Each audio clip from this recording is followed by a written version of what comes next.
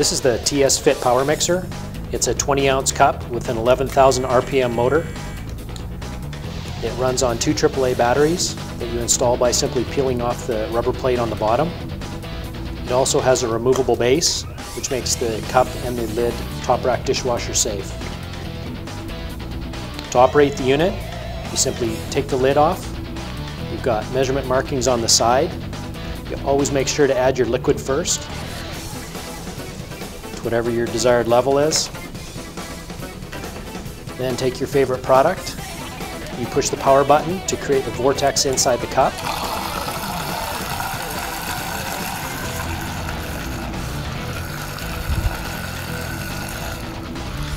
Add your product. Let it mix for 20 or 30 seconds or whatever you think is necessary.